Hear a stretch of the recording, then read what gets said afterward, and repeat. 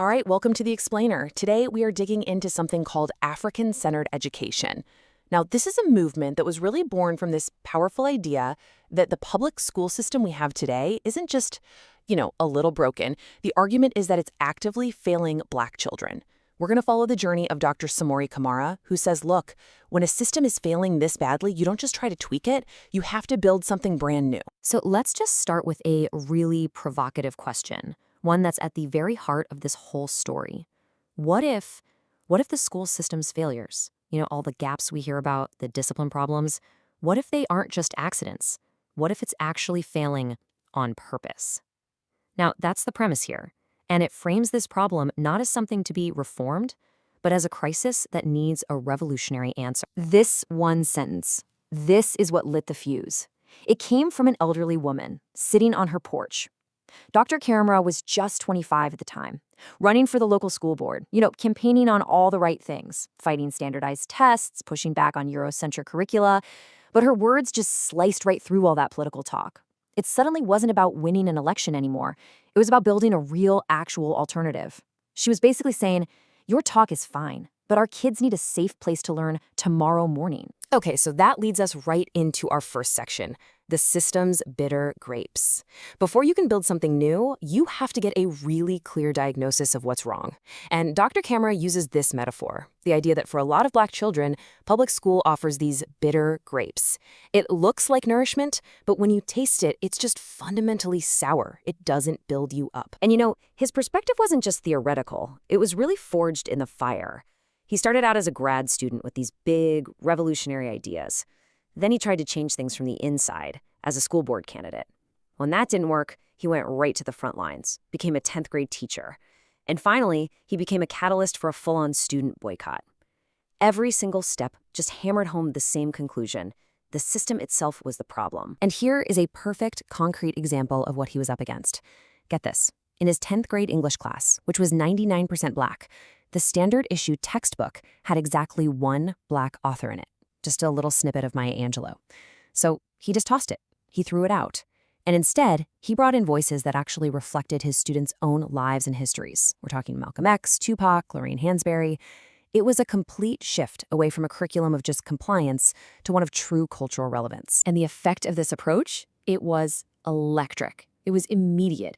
The school decided to spring this surprise experimental test on the students, basically using them as guinea pigs. So Dr. Camara just posed a simple question to them. He said, they're experimenting on you. What are you going to do about that? The result?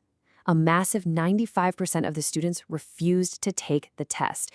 It just proved that when students feel seen and respected, they are more than ready to stand up for themselves. This whole experience led Dr. Camara to a really fundamental realization, and it summed up perfectly in this African proverb. His students, they weren't failing plants. They were perfectly healthy plants being put into contaminated soil. The problem wasn't the kids. It was the toxic environment they were being asked to grow in. And that one idea that you have to fix the soil, not the plant, that's the foundation for everything that comes next. So if the old soil is contaminated, what's the solution? Well, the only real solution is to find fresh, fertile ground and plant a totally new seed. And that brings us to section 2, which is all about how Dr. Camara did exactly that when he created Kamali Academy. The model he came up with is built on 2 huge concepts. First, African-centered education. Now, this is not just adding a Black History Month unit. No way. It's about completely reorienting the entire way you see the world, placing African history and culture right at the center of learning. And second, it works as a homeschool collective. So think of it as a community where all these families come together, they pool their skills, their time, their resources to create this shared educational village. This right here, this gets to the absolute core of the philosophical difference. Dr. Camara says the standard system tries to cut the child to fit the cloth. It forces every kid into the same one-size-fits-all box. The Kamali way completely flips that. You cut the cloth to fit the child. You design the education around the unique genius of each and every student. Let's just break that down a little bit. In the standard system, right, the whole game is about grades and just memorizing stuff for the test. At Kamali Academy, the focus is all on mastery and actual personal growth. Learning isn't stuck to some rigid bell-to-bell schedule, it's self-paced. The curriculum isn't about a teacher pouring in information. It's about pulling forth a child's natural curiosity.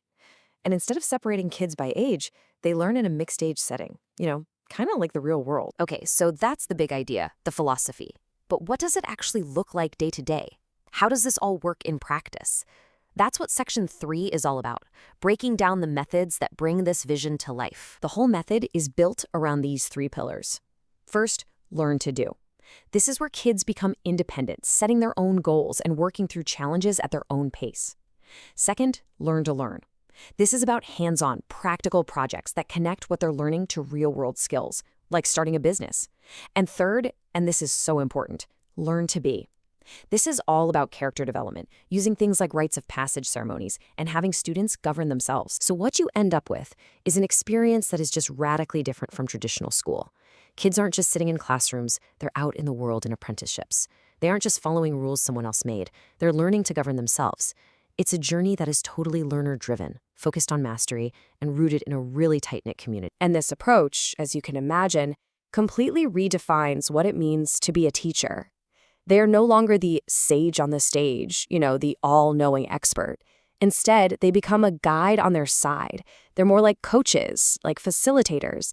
In fact, they're seen as community elders, babas and mamas, fathers and mothers, who are deeply personally invested in seeing each child succeed. All of this, the curriculum, the self-pacing, the community, it's all building toward a much, much bigger purpose.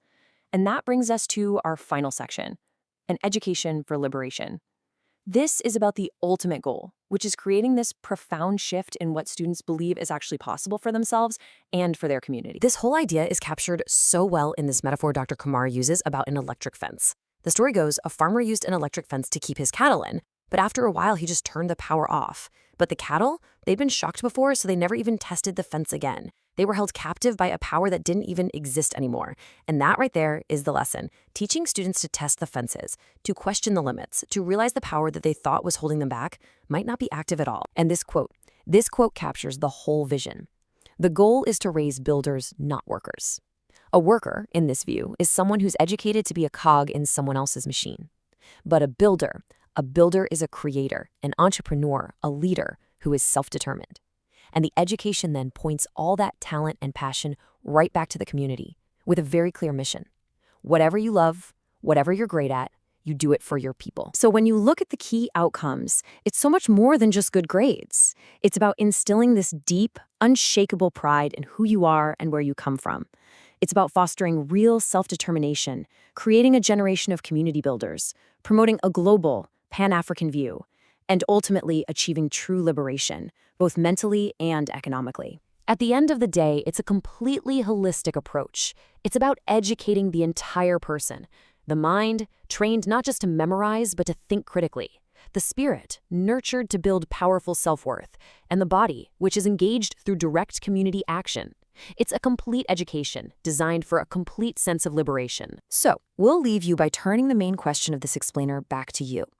The core argument we've walked through today is that education is never neutral. It's always a tool that is building something. So the question to really think about is this. What is the education system in your community right now actually building? It's a big question to chew on.